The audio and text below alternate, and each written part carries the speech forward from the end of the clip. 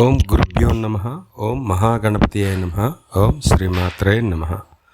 ఆత్మీయ సాధకులారా, ఈరోజు ఈ వీడియోలో మనం అతి రహస్యమైనటువంటి శక్తివంతమైనటువంటి యక్షిణీ సాధనలలో స్వర్ణవతి యక్షిణీ మంత్ర సాధన గురించి తెలుసుకునే ప్రయత్నం చేద్దాం. ఈ యక్షిణీ సాధనను మనం గురుముహూర్తగాన మాత్రమే చేయాలి. ఇది ముందు గమనించుకోవాలి. పూర్తిగా వీడియోను విన్న తర్వాతను ఒక అవగాహనకు వచ్చాకే మంత్ర సాధనను మీరు ఉపక్రమించండి. ఈ మంత్ర సాధనకు అవసరమైన అన్ని విషయాలను నేను పూర్తిగా వివరిస్తాను. ఎక్కడ చేయాలి, ఎవరి ద్వారా చేయాలి, ఎక్కడ ఉంటారు ఈ గురువులు అన్న విషయాలు కూడా మీకు వివరిస్తాను. పూర్తిగా విని మీరు ఈ మంత్ర సాధన ఉపక్రమించండి. ముందుగా ఈ మంత్ర సాధన అనేటువంటిది ఏదైనా ఒక పౌర్ణమి రోజు నాడు ప్రారంభించాలి. పౌర్ణమి రోజు రాత్రి 11 గంటల తర్వాత మాత్రమే సాధన ప్రారంభించాలి. ఇలా పౌర్ణమి నుంచి 7 రోజుల పాటు ఈ సాధన చేస్తే చాలు.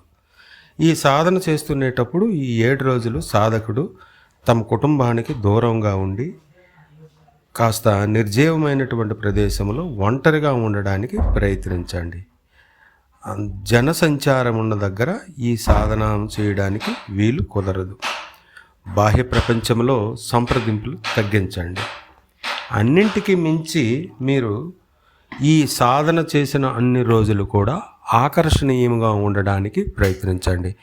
ఈ ఆకర్షణీయంగా ఉండడము అని అంటే 7 రోజుల పాటు కూడా ప్రతిరోజు కూడాను కొత్త వస్త్రాలు, నూతన వస్త్రాలు, అవి తెలుపు రంగులో కానీ లేదా పసుపు రంగులో కానీ లేదా ఎరుపు రంగులో కానీ ఉండాలి. ఆ వర్ణాలు అనేవి చాలా ఆకర్షణీయంగా ఉండాలి. అది గుర్తెరగండి.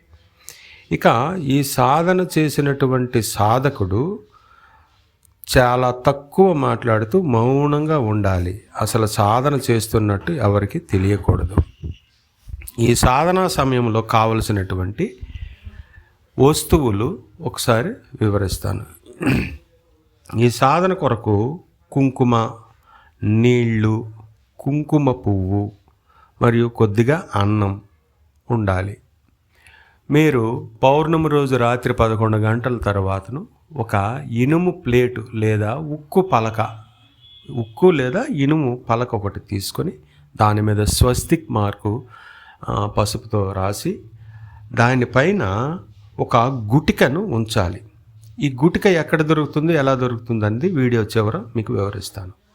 ఆ గుటిక పైన మీరు సువాసన వచ్చినటువంటి పరిమళ ద్రవ్యాలను అంటే సెంటు లేదా అత్తర్ లాంటివి దాని మీద అద్ది అక్కడ నైవేద్యంగా కుంకుమ పువ్వు కలిపినటువంటి అన్నాన్ని ప్రసాదంగా పెట్టండి. పెట్టి యక్షిణీను మీరు ప్రార్థించండి. ప్రార్థించే ముందు యక్షిణి కొరకు సంకల్పం చెప్పుకోండి. సంకల్పం అనేటువంటిది ఇక్కడ ఎలా అంటే, అమ్మ నాకు మంత్రాన్ని సిద్ధింపజేయు, నేను లోకరక్షణకై ప్రజాశ్రేయస్సు కొరకై నా మంత్రాన్ని వినియోగించుకుంటాను. అలాగే నా శ్రేయస్సు కొరకు, సమాజ శ్రేయస్సు కొరకు నేను ఈ మంత్రాన్ని వినియోగించుకుంటాను. నేను ఎట్టి పరిస్థితుల్లో ఎవరికి హాని తలపెట్టను. అలాగే నాకు ఎవరైనా హాని తలపెట్టడానికి ప్రయత్నిస్తే వెంటనే వారి నుంచి నాకు రక్షణ కల్పించు అని మీరు ఇలా సంకల్పం చెప్పండి. ఎందుకంటే ఈ సాధన బహు ప్రమాదకరమైనటువంటిది. కోరిన కోరికలు ఏమాత్రం మీరు తొందరపాటు కానీ యామరపాటు వహించిన జీవితం అనేది అస్తవ్యస్తం జరుగుతుంది. కనుకనే ఇంత జాగ్రత్తగా మీకు చెప్పడం జరుగుతుంది.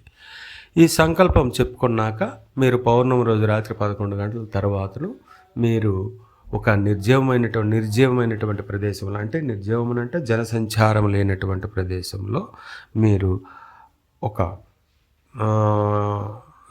ప్రశాంతమైన ప్రదేశంలో, అంటే వీలున్నంత వరకు ఊరుకు దూరంగా కానీ లేదా క్షేత్రాలలో అంటే ఏదైనా ఒక చెట్లు క్రింద, అక్కడికి జనసంచారం ఉండకూడదు. వీలున్నంత వరకు అది బెల్వ చెట్టు అయితే మరీ మంచిది, మారేడు చెట్టు అయితే మరీ మంచిది. ఆ క్రిందను కూర్చొని మీరు ఇది చేయాలి. అయితే మీరు గురు సమక్షంలో చేస్తే గురువులు ఈ రకమైనటువంటి మీకు సౌకర్యాలు కల్పిస్తారు. తర్వాత ఆ విషయాల గురించి మనం మాట్లాడుకుందాం. అలా మీరు ఇప్పుడు నేను చెప్పబోవు యక్షిణీ మంత్రాన్ని 21 మాలలు జపించాలి. 21 మాలలు జపించేటప్పుడు మీ జన్మజాతకంలో పాపకర్మలు తక్కువ ఉంటే మొదటి రోజు కుదరదు, కానీ రెండవ రోజు నాడు కానీ మూడవ రోజు కానీ యక్షిని అందమైన రూపంలో మీకు ప్రత్యక్షమవుతుంది. అలాంటప్పుడు మీరు అదరకుండా బెదరకుండా మీ మంత్ర సాధనే చేయాలి, వాటి వైపే పట్టించుకోకూడదు. రాత్రి 11 గంటల నుండి సుమారు 2 గంటల మధ్య వరకు 21 మాల మీకు మంత్రజపం పూర్తవుతుంది. తర్వాతను మంత్రజపం పూర్తి చేసిన తర్వాత ఎక్కడైతే మీరు మంత్రజపం చేశారో అక్కడే ఒక చాపను ఏర్పాటు చేసుకొని ఆ చాప చుట్టూ కూడా అలంకరణ చేయాలి. పువ్వులతోనూ, రంగురంగుల పువ్వులతోనూ, మంచి సువాసన కలిగినటువంటి సెంట్లతోనూ చుట్టూ అలంకరణ చేసి, అంటే ఒక పాన్పులా తయారు చేసి దాని మీద మీరు పడుకోవాలి, నిద్రించాలి. పగటిపూట ఎటువంటి కార్యక్రమాలు సాధనలు ఏమీ చేయకూడదు. పగటిపూట అంతా మౌనంగా ఉండి ఆ దేవతను మనసులో తలుచుకుంటుండాలి. ఆ మంత్రాన్ని మనసులో మననం చేస్తుండండి. జపం అంటే అక్కడ మననం చేయడం, అది జప సంఖ్యలోకి రాదు. కేవలం రాత్రి 11 గంటల నుండి 2 గంటల మధ్య చేసేదే మీకు జప సంఖ్యగా వర్తిస్తుంది. ఇలా మీరు 7 రోజులు పూర్తి చేసిన తర్వాత 7వ రోజు రాత్రి మాత్రం ఖచ్చితంగా మీకు ఆ యక్షిణీ దేవత మీకు సాక్షాత్కరిస్తుంది. అప్పుడు మీరు అమ్మవారిని మొదట చెప్పిన సంకల్పముగానే చెప్పాలి. అయితే ఇక్కడ ఒక విషయం జాగ్రత్తగా గమనించుకోండి. ఆవిడ సాక్షాత్కరించేటప్పుడు ఆవిడ పట్ల మీరు ఎటువంటి వ్యామోహాలకు గురి కాకూడదు. ఆమెను ఒక తల్లిగాను లేదా ఒక సోదరిగాను భావించి, అమ్మ నిన్ను నా తల్లిగాను చూసుకుంటున్నాను లేదా నా సోదరిగా భావిస్తున్నాను, నాకు దివ్య శక్తులను మరియు ఆకర్షణ శక్తిని, వశీకరణం చేసుకునే శక్తిని ప్రసాదించుము అని ఒకసారి అడగండి. అప్పుడు జగన్మాత మీకు కరుణించి ఇస్తుంది. అయితే అప్పుడు మీరే ఆ సంకల్పంలో చెప్పాలి, ఇది కేవలం నా కొరకు, నా కుటుంబ శ్రేయస్సు కొరకు మాత్రమే వినియోగిస్తున్నాను తల్లి అని ఒక మాట చెప్పి ఆ అమ్మవారి సాక్షాత్కారాన్ని పూర్తి చేసుకోండి. తర్వాత రోజు నుంచి ఇక మీకు ఎటువంటి నియమాలు నిబంధనలు ఏమి ఉండవు. జపం, ఆ దీక్ష పూర్తయిపోయినట్టుగా మీకు మంత్ర దీక్ష ఇచ్చిన గురువుకు నమస్కరించుకొని ఆయన్ని సంతృప్తిపరిచి మీరు ఇంటికి వచ్చేవచ్చు. ఆ తర్వాత నుంచి ప్రతి పౌర్ణమి రోజు నాడు కూడాను మీరు 11 గంటల తర్వాతను ఒక 3 మాలల పాటు జపం చేస్తే సరిపోతుంది. అప్పుడు ఇటువంటి ఈ పాన్పులు ఇలాంటివి ఏమీ లేవు. కేవలం మీరు ఆ జపం దీక్ష పూర్తి చేసిన తర్వాత అక్కడ ఒక గుటిక అనేది ఉంటుంది.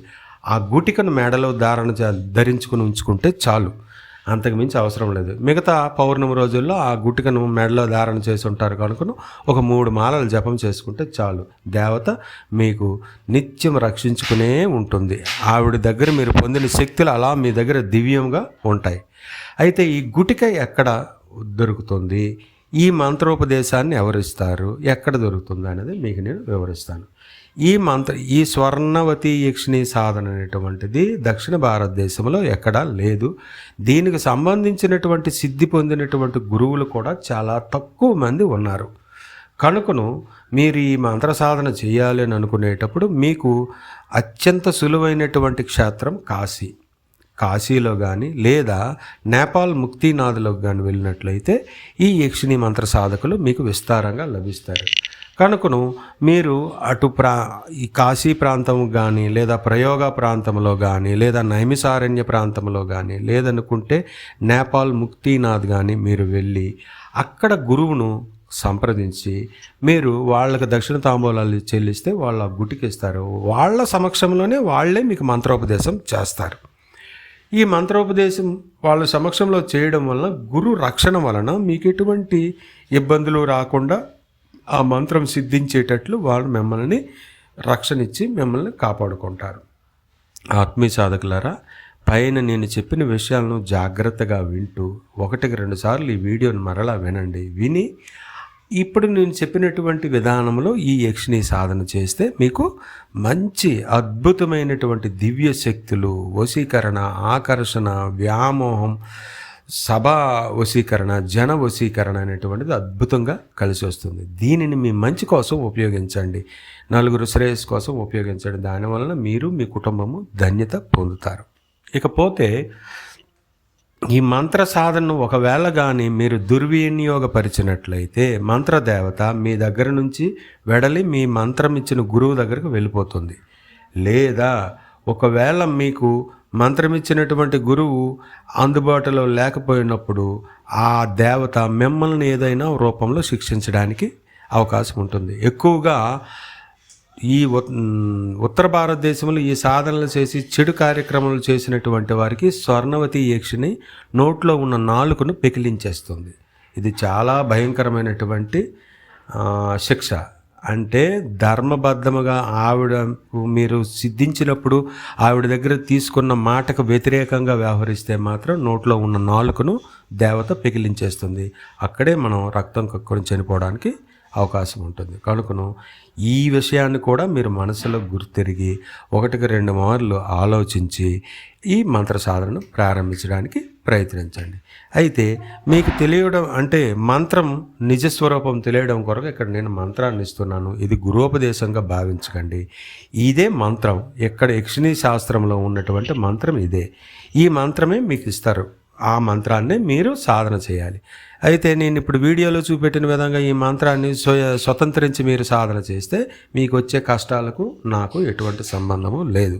మరొకసారి హెచ్చరిస్తూ, మీరు ఈ సాధన చేయాలని మీకు మంచి ఉత్సాహం ఉండి మీరు మంచి మనసుతో ఈ మంత్రంతో మిమ్మల్ని మీరు ఉద్ధరించుకుంటాను అని అనుకునేటప్పుడు కాస్త ప్రయత్నించండి. అద్భుతమైన సాధన చాలామంది చేసి మంచి ఉన్నత స్థానంలో ఇప్పుడు భారతదేశంలో ఉన్నారు. చాలామంది రాజకీయ రంగంలో ఉన్నటువంటి వాళ్ళు ఈ సాధన చేసినటువంటి వాళ్ళే. కనుక ఆత్మీయ సాధకులారా, ఇప్పుడు మంత్రం డిస్ప్లేలో ఇస్తాను, ఒకసారి చూసి గమనించుకొని మీరు ఈ మంత్ర ఉపాసన చేసి సమాజ శ్రేయస్సు కొరకు, మీ శ్రేయస్సు కొరకు, మీ కుటుంబ శ్రేయస్సు కొరకు పాటుపడతారని ఆశిస్తూ ఎల్లవేళలా మీ క్షేమము లోకక్షేమము కోరుకుంటూ మీ స్వామి త్రిపురానందనాథ. ఓం శ్రీమాత్రే నమః.